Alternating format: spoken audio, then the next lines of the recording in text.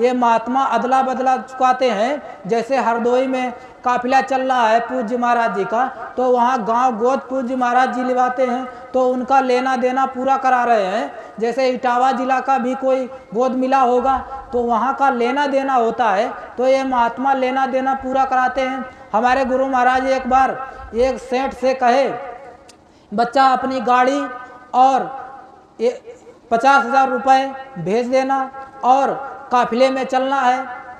तो वो उन्होंने क्या किया, अपने और तुम भी आ जाना, और ड्राइवर, और उन्होंने ड्राइवर के साथ गाड़ी तो भेज दी लेकिन अपने नहीं आए और 50,000 रुपये नहीं भेजे।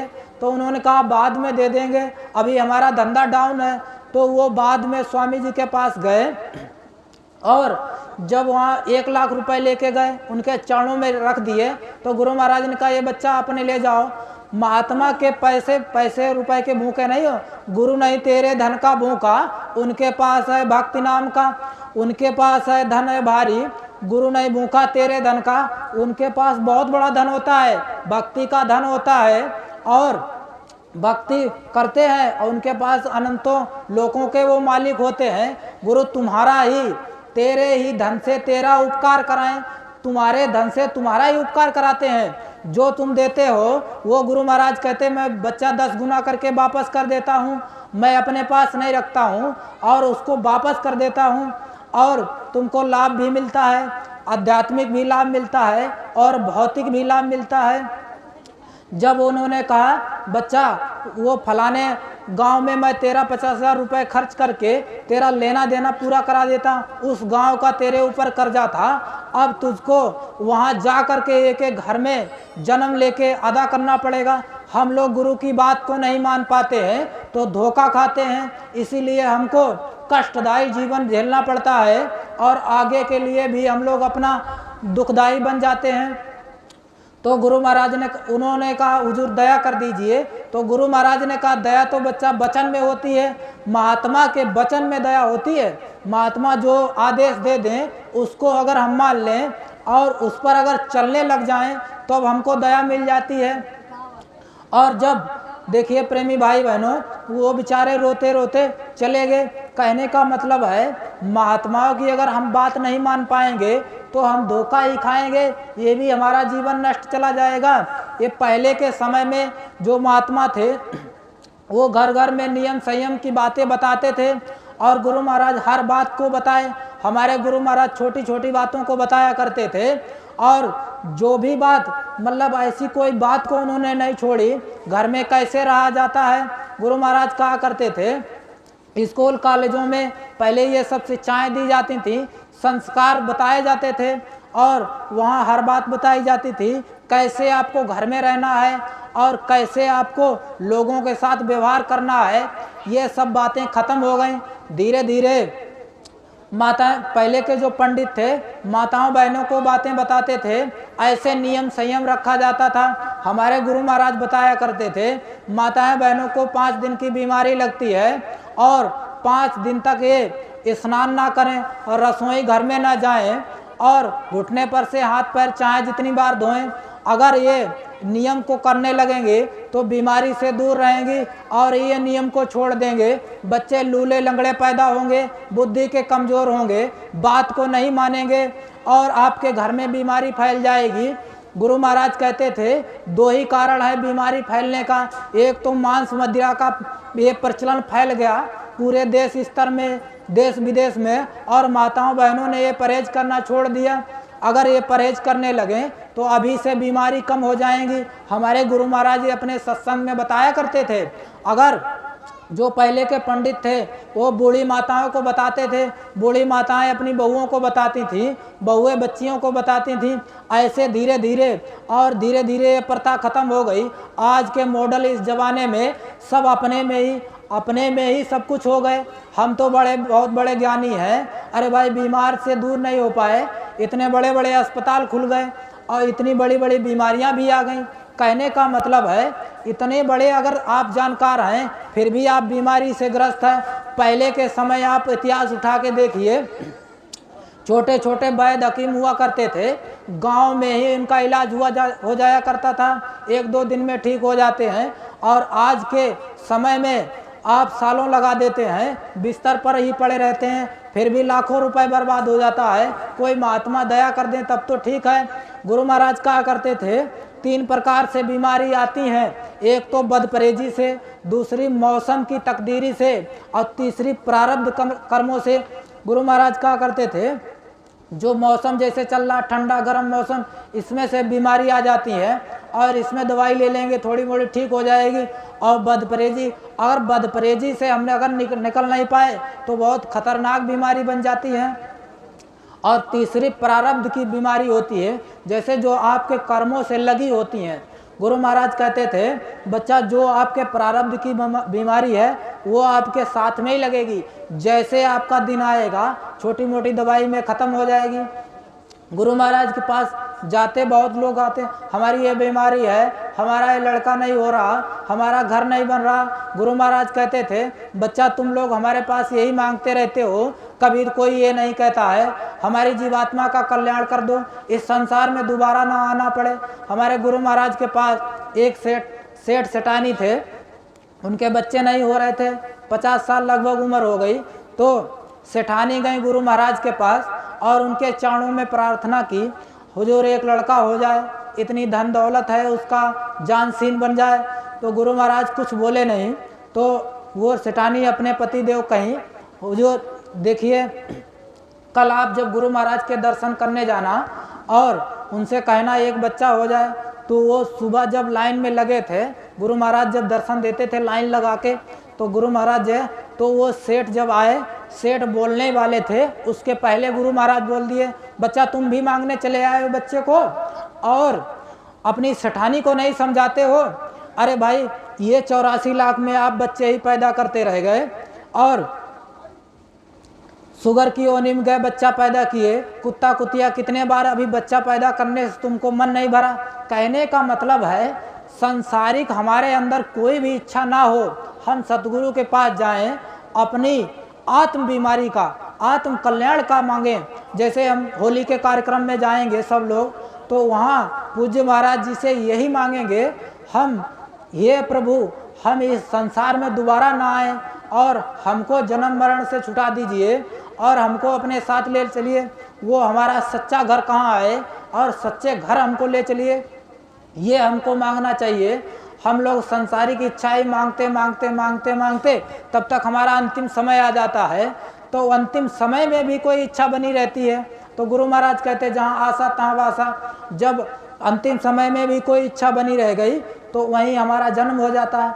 तो कहने का मतलब है हम लोग इतने इतिहास देखे हैं, इतने इतिहास पढ़े हैं, काफ़ी आप लोग जानकार हैं, ये इतने बड़े बड़े भक्त हुए और अपने गुरु के लिए कितना बड़ा त्याग किया। हम लोग कितना त्याग करते हैं।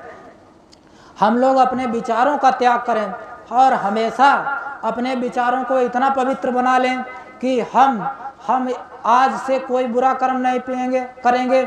आज हमारे सत्संगी प्रेमी भाई बहन इतने बड़े बड़े सत्संगी हैं, 40 साल उनको नामदान लिए हो गए, 50 साल उनको नामदान लिए हो गए, अपनी बीड़ी गुटखा नहीं छोड़ पाए, इतना हम लोगों ने त्याग नहीं कर पाया है। अरे भाई सत्संगी हैं, आप मथुरा आते जाते हैं और ये छोटी छोटी चीज़ों को नहीं छोड़ पाएँ। अरे आप जाएंगे समझाने तो आप कैसे समझाएंगे? मान लो आप कहीं प्रचार करने जा रहे हैं तो वहाँ आपके पास बीड़ी रखी है तो आप पीने लगे और किसी को समझा रहे तो वो कोई संसारी आदमी देख लेगा और वो आपसे कह देगा कहे भाई आप अपनी बीड़ी को नहीं छोड़ पाए और हमारी दारू क्या छुड़ाएंगे आप? आपके गुरु मतलब आपका कोई नाम नहीं लेगा, आपको बदनामी नहीं होगी, हमारे गुरु की बदनामी होती है। हम जो भी बुरा कर्म करते हैं हमारे गुरु की पगड़ी पर धब्बा लगता है। हमारे गुरु महाराज कहा करते थे ये हमारी पगड़ी बहुत सुंदर है, इस पे कोई दाग नहीं लगेगा। हमारे गुरु महाराज बेदाग चले गए और हमारी वजह से उनका कोई अपमान होता है तो हम कलंकित हैं। अरे हमारा दुर्भाग्य है जो हमारे गुरु महाराज का हमारी वजह से अपमान हो रहा है। जय गुरुदेव।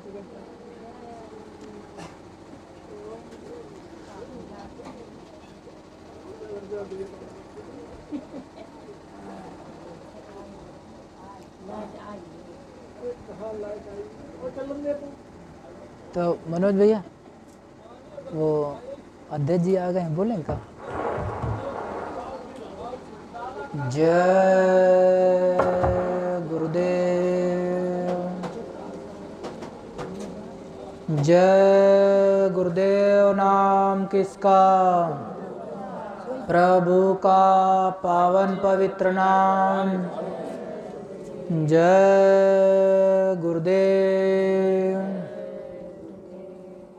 देखिए प्रेमी भाई बहनों, हम लोग सत्संगी लोग ये एक बात को हमेशा ध्यान रखें, जो भी हम लोगों के अंदर छोटी छोटी कमी रह गई हैं इनको सुधारने की कोशिश करें। हम लोग प्रचार प्रसार गुरु महाराज का बराबर करते रहें, और जो जो हमारे अंदर, जैसे हम लोग वर्ड बोलते हैं, अपने मुंह से शब्द निकालते हैं, छोटी छोटी बातों पर ध्यान देंगे तो हमारे जो वाणी पर संयम जब हो जाएगा तो जो लोगों को समझाएंगे, कहने का मतलब जब हमारे अंदर पवित्रता होगी, जब हम किसी को बताएंगे तो हमारे ऊपर उंगली नहीं उठाएगा, हमारे गुरु के ऊपर उंगली नहीं उठाएगा।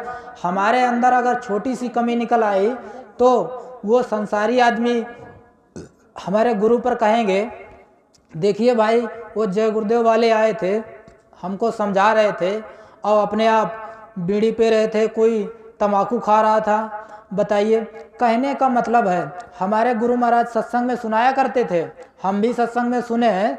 गुरु महाराज अपने सत्संग में कहे हैं, बच्चा देखिए बीड़ी पुड़िया सिगरेट ये तुम लोग जो खाते पीते हो इनको धीरे धीरे कर कर छोड़ देना। मैं तो इसको खाया पिया नहीं, मुझे तो इसका स्वाद भी नहीं मालूम है, और जो बच्चे नहीं खाते पीते हैं वो इसको कभी हाथ ना लगाएं, और कोई भी ऐसा नशा ना करें जिससे बुद्धि पागल हो जाए, माँ बहनों की नज़र ख़त्म हो जाए, माँ बहनों की पहचान ख़त्म हो जाए। हम लोगों को अपनी वाणी पर संयम रखना होगा और गुरु की बात को हमेशा मानना होगा। पूज्य महाराज जी का आदेश है 1-1 रुपए गुल्लक सेवा नित्य डालें, और दूसरा आदेश है 1-1 गांव गोद लेकर के और गांव-गांव में प्रचार करें। सब पुण्य से है भारी, एक गांव गोद लेना सब पुण्य से भारी है, एक गांव गोद लेना हमारे गुरु पूज्य महाराज जी का आदेश है। और सब सत्संगी लोग अपने अपने यहाँ सब लोग गांव गोद लेंगे, और गांव में जा कर के अपना चाहे महीने में संडे के दिन निकाल लीजिए, चाहे 1-2 दिन। और वैसे पूज्य महाराज जी का आदेश है 1 घंटे रोज समय दें, आधा घंटे एक घर में, आधा घंटे दूसरे घर में। और ऐसे अगर लोगों को समझाएंगे, अगर आपको गुरु महाराज की कोई बात नहीं ज़्यादा जानकारी है तो दूरदर्शी पत्रिका मथुरा से प्रकाशित है, उसको आप ले लीजिए, उसको पढ़कर सुना दीजिए। अगर आप पढ़ना भी नहीं जानते हैं, जिस घर में जाते हैं उसी बच्चे को पढ़वा दीजिए। तो ऐसे हम अपने गुरु का प्रचार अगर जब करने लगेंगे, मीराबाई देखो अपने गुरु का प्रचार कैसे की भाई, उसने अपना घर त्याग दिया और अपने गुरु में ही मस्त हो गई। इतनी बड़ी राज दरबार की थी, राजा की थी, कहने का मतलब है। और हम लोग एक छोटे छोटे होकर के और अपने गुरु का प्रचार नहीं कर पा रहे हैं। हम लोग दिल खोल के अपने मालिक का प्रचार करें और अपने मालिक में लीन हो जाए। भाई ये हमारे गुरु महाराज कहा करते थे, ये हमारे पूज्य महाराज जी का आदेश है, और बराबर आदेश निर्देश में चलते रहें। हमारे जिला अध्यक्ष हैं इटावा के, इनसे आप संपर्क बनाए रखिए। भाई आप बराबर इनका नंबर ले लीजिए, कहाँ जाना है, कहाँ सत्संग हो रहा है और कब कार्यक्रम मथुरा ले लगेगा, और नए नए लोगों को तैयार करिए। जो आपके घर में बच्चे हैं इनको आप आगे लाइए और इनको सत्संग में लाइए, इनमें संस्कार पड़ेगा। सब लोग सोचते हैं बच्चे भाई पढ़ लिख रहे हैं और उनकी पढ़ाई लिखाई है, उनकी बांझी हो जाएगी और हम चलते हैं सत्संग में। हमारे गुरु महाराज कहा करते थे, बच्चों को अगर आप सत्संग में नहीं लाओगे तो उनमें संस्कार नहीं पड़ेंगे तो आपकी आगे समय में दुर्गति होगी, घर से बाहर निकाल देंगे।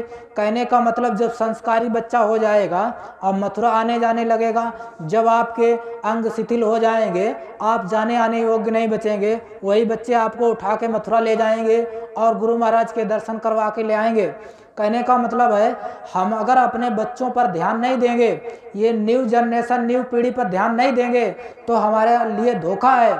और हम अपने भाई बहनों से भी प्रार्थना करेंगे जो नए उम्र के हैं, आप लोग अपने नियम संयम को बनाए रखें और अपने चरित्र को साफ रखें और अपने ऊपर बराबर निगरानी करें। सुबह शाम तक जो भी हम बोले, जो भी हम एक दूसरे से मिले, जो भी काम किए, शाम को उसका मंथन करें, कितना हम झूठ बोले, कितना हम सच बोले, कितना हमसे गलती हुई, उसकी परमात्मा से माफ़ी मांगा करें। अरे भाई, हम लोग दुनिया का जैसे छोटा सा कोई काम हो जाता है तो उसका शुक्रिया अदा करते हैं, लेकिन उस परमात्मा ने जो हमको सब कुछ दिया उसका शुक्रिया अदा नहीं करते हैं। हमारे गुरु महाराज कहते हैं, अरे बच्चा, उस परमात्मा को भी कभी शुक्रिया अदा कर दिया करो। हे परमात्मा, तेरा लाख लाख शुक्र जो तूने पहनने के लिए कपड़े दे दिए, आधी दुनिया नंगे घूम रही। हे परमात्मा, तेरा लाख लाख शुक्र जो तूने हमको खाने के लिए भोजन दे दिया, आधी दुनिया भूखों मर रही। हे परमात्मा, तेरा लाख लाख शुक्र जो तूने रहने के लिए हमको झोपड़ा दे दिया, आधी दुनिया फुटपाथ पर सो रही। हम लोगों को उस परमात्मा का शुक्र करना चाहिए जो आज हम आराम से खा रहे, बैठ रहे। अरे उस परमात्मा को क्या लगता है एक झटके में मिट्टी में मिल जाओगे, एक झटके में शरीर छूट जाएगा, आप रोड पर आ जाएंगे। उस परमात्मा का शुक्रिया अदा किया करेंगे। और उस परमात्मा ने हमको सब कुछ दिया, हम उसका कभी शुक्रिया अदा नहीं करते हैं। गांव में छोटी सी एक कोई काम कर देते हैं, उसका बार बार धन्यवाद देते हैं, जिंदगी भर एहसान मानते हैं। अरे जिस परमात्मा ने ये हमको शरीर दे दिया और ये सब साजो सामान दे दिया और उसके लिए हम शुक्रिया अदा नहीं करते हैं, ना ही हम उसको याद करते हैं, तो हमारा कितना बड़ा दुर्भाग्य है। हम किस घर में जाएंगे जब शरीर छूटेगा, हमको कहाँ स्थान मिलेगा जब हमने परमात्मा की भक्ति की ही नहीं। देखिए प्रेमी भाई बहनों, हमारे गुरु महाराज बताया करते थे, ये मांस मदिरा जो खाते पीते हैं उन पर विशेष ध्यान रखें, उनको समझाएं, बुझाएं, उनको समझाएं। देखिए ये मनुष्य मंदिर है, ये परमात्मा का बनाया मनुष्य मंदिर है। ये मनुष्य मंदिर में जैसे आप कहीं भी मंदिर छोटा सा बनाते हैं, उसमें आप मांस मदिरा अगर रख दें जा कर के तो लाठियां चल जाएंगी और मारने लोग दौड़ेंगे। और ये परमात्मा का बनाया हुआ मनुष्य मंदिर, ये सुंदर मंदिर है, इसमें आप मांस के लोथड़े डालते हो और शराब के कतरे डालते हो तो वो परमात्मा माफ़ कर देगा? नहीं, हरगिज नहीं। वो परमात्मा आपको सजा देगा, हम लोगों को सजा देगा, नरक जाना पड़ेगा और सीधे मनुष्य शरीर नहीं मिलता है। गुरु महाराज बताया करते थे, बच्चा ये इसकी पूरी डिटेल में बताया करते थे, जब इस जीवात्मा इस शरीर से निकाल के यमराज की अदालत में खड़ी होती है तो वहाँ कर्मों का पूरा हिसाब किया जाता है। गुरु महाराज कहते थे, पहले जो तुमने बुरा कर्म किए उसकी सज़ा मिलती है। कहाँ सज़ा मिलती है? अरे बहुत नरक बने हैं, बहुत बड़े बड़े, कोई पीप की नदी है, कोई खून की नदी है, उसमें डालकर उसमें बहुत बड़े बड़े खंबे, लोह के तपत खंभ के माई, जहाँ जीव ले वहाँ चिपटाएं, तो उसमें डालकर उसमें 1-2 वर्ष नहीं, लाखों वर्ष, युगों युगों, ये गुरु महाराज ने कहा 17,28,000 वर्ष का सतयुग है और 12,96,000 का वर्ष का त्रेता है और द्वापर 8,64,000 का और एक कलयुग 4,32,000 का। ये चारों युग मिला के एक चौकड़ी बनती है और 1,000 चौकड़ी जब बीत जाती हैं ये एक कल्प बनता है। एक एक कल्प, एक एक नरका, हमारे गुरु महाराज बताया करते थे, एक एक कल्प एक एक नरक में डाला जाता है और वहाँ जीव चिल्लाता है, हाय हाय कर रोता है, कोई रक्षा नहीं करने वाला है, कोई वहाँ तुम्हारी पुकार नहीं सुनने वाला। फिर उसके बाद फिर मनुष्य शरीर नहीं मिलता है। फिर गुरु महाराज ने कहा नरकों से निकाल करके ये 84 लाख योनियों में 84 लाख योनियों में भ्रमण कराया जाता है। ये 1-2 वर्ष नहीं, करोड़ों युग बीत जाते हैं, फिर उसके बाद ये मनुष्य शरीर मिलता है। लास्ट योनि है गाय और बैल की। बैल के मरने के बाद बच्चे का जन्म होता है और गाय के मरने का बाद ये बच्ची का जन्म होता है और आसमान से कोई टपकाया नहीं जाता है। फिर उसके बाद भी 9 महीने गर्भ में रखा जाता है। फिर उसके बाद ये बाहर आता है और जब बाहर आता है फिर ये रोता है कहाँ कहाँ करके, उस परमात्मा से वादा करके आया और फिर रोने लगा, मैं कहाँ वादा करके आया, कहने का मतलब है हम लोग उस परमात्मा से वादा किए हैं और उसको निभाएं, और उस पर जब चलते रहेंगे तब धीरे धीरे मालिक की दया हो जाएगी। अब इन्हीं शब्दों के साथ हम अपनी वाणी को विराम देंगे।